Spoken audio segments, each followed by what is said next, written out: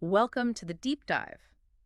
There's that saying, the eye sees only what the mind is prepared to comprehend. That's fitting. Right. So today, our mission is really to prepare your mind. We're going to unpack some recent sources, looking at the situation between China and Taiwan. It's pretty tense. Increasingly so. And the U.S. military presence there is definitely part of the picture. Exactly. We're mainly drawing on reports from Agence France-Presse, AFP, the global news agency. They've got insights, often citing a Taiwanese security official. And there's also that Eurasian Times piece citing a U.S. official, which adds another important layer. Our goal here is just to understand what these specific sources are telling us.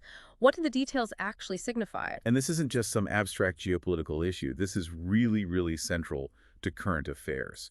If you're studying, say, for the UPSC mains or prelims, this is exactly the kind of discussion you need daily. Absolutely. Vital stuff. But honestly, even if you're not prepping for exams, just to be an informed citizen today, you kind of need to grasp what's happening here. It's non-negotiable, really. So we'll walk you through the key facts from these reports, pull out the important bits, and hopefully give you some useful takeaways. And just to be clear, we stick strictly to what the sources are reporting. We're here to help you comprehend the picture they paint, not add our own spin. Precisely. And look, if you find this valuable, please do hit like, subscribe so you don't miss our future deep dives. And definitely drop any questions you have in the comments. We really do build these for you. Okay, let's get into it. What's the general picture these sources paint? What's the baseline pressure Taiwan is under? Well, the reports make it very clear. Beijing has been systematically ramping things up for years now. Ramping up how? More fighter jets, more warships deployed around Taiwan. It's been a sustained increase. And China's stance, as the sources describe it, is pretty blunt. They pressure Taipei to accept Beijing's sovereignty claims. And crucially, they refuse to rule out using force. That's always there in the background. Which creates what AFP, quoting that Taiwanese official, calls a constant threat of invasion. That phrase really sticks out, doesn't it? Constant threat. The official also talks about China's methods using specific terms. Which are? Military actions and gray zone activities. Okay, gray zone activities. Let's quickly clarify that. Based on the sources, what does that mean in this context? All right, so think of actions designed to sort of push, to harass, maybe even subtly change things on the ground, but without actually crossing the line into open warfare. Operating in that ambiguous space, just short of conflict? Exactly. Pressure, but trying to avoid triggering a full-blown military response. Got it. And the scale of this, even just on an average day, sounds significant from these reports. It is. The figures cited are somewhere between 50 to 70 naval vessels and government ships daily. 50 to 70 ships, wow. Plus, hundreds of sorties by various military aircraft, all engaged in what the sources call harassment operations, pretty much continuously. It's like a constant background noise of military pressure. A pervasive, grinding pressure, yes. But the sources we're really digging into today focus on something more recent, something specific that happened in May. Ah, yes, the activity last month. Which the official described as, quote, more provocative. Okay, let's get into those details then. May 1st to 27th. What did the Taiwanese official report to AFP? Some pretty major deployments. Beijing sent out 2 aircraft carrier groups. 2 carrier groups? Yes, plus dozens of other warships. The total number mentioned is up to 70 Chinese ships operating in the waters north and south of Taiwan. And they were tracking this across a wide area. A huge area, from the Yellow Sea, which is west of South Korea, all the way down to the South China Sea. And it wasn't just about numbers, right? It was what they were doing. Exactly. Some of these ships went through the Miyako Strait that's between Japanese islands out into the Western Pacific. And the reason given in the sources? Long-distance training, including combined air-sea exercises, so projecting power further afield, not just near Taiwan. And there was that specific incident deemed particularly provocative. Yes. On May 19th, the sources say 30 Chinese vessels were spotted near Taiwan's Penghu archipelago, right in the Taiwan Strait. And what was unusual about them? This is the striking detail. The officials stated they had no name, documentation, or port of registry. Basically, ghost ships. Wow.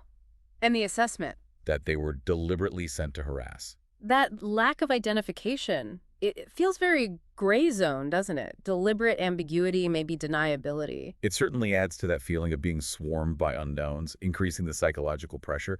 It fits that pattern. And what about air activity in May? Taiwan's defense ministry figures, cited in the reports, show 75 Chinese aircraft involved in 3 separate combat readiness patrols near the island just during that month. So putting it all together, the Taiwanese officials' assessment of May was... White pointed, more provocative than previously observed. Yeah. The takeaway isn't just more activity, but a shift in the nature of it. More intense, perhaps riskier. And this wasn't happening in a vacuum. AFP also mentioned a diplomatic incident around the same time. Right. Between Tokyo and Beijing. Protests exchanged over alleged airspace violations involving a Chinese helicopter, Coast Guard ships, and a Japanese aircraft near disputed islands. So it underscores that China's assertiveness isn't solely focused on Taiwan. It impacts the wider region. Definitely. So pulling back slightly, what's Taiwan's interpretation of the bigger picture here? What's the goal behind these more provocative actions? According to the officials cited in the sources, The view is it's a demonstration of military expansion.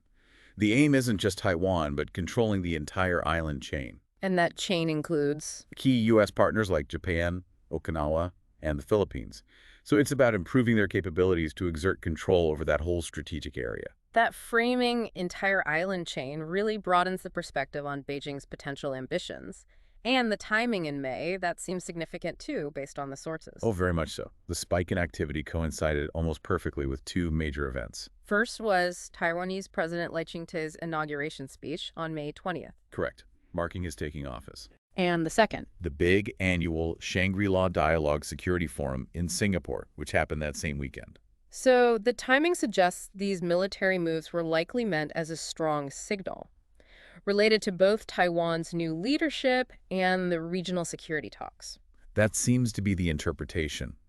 The Taiwanese official described the feeling then, like Beijing was poised, trying to seize on some opportunity or excuse to act. That conveys a real sense of heightened tension, living on edge. It does. And the sources also note, reinforcing this, that China has carried out several large-scale military drills around Taiwan since President Lai took office. So the pressure is consistent. Okay, let's shift gears now to the U.S. angle. Okay. Because the sources bring that in quite significantly, especially that Eurasian Times report. Right. At that same Shangri-La dialogue, the U.S. Secretary of Defense, Lloyd Austin, the sources mention Pete Hegseth, although Lloyd Austin is the current SecDef. We must stick to the source mentioning Hegseth gave the U.S. view. Okay, sticking to the source mentioning Hegseth, what was the assessment? He stated quite directly that China was credibly preparing to use military force, and the goal to upend the balance of power in Asia. Credibly preparing. That's a strong statement from the U.S. side. Very strong. And Beijing's response, reported by AFP, was just as sharp. They warned Washington should not play with fire. So the rhetoric is definitely heating up alongside the military actions. Absolutely.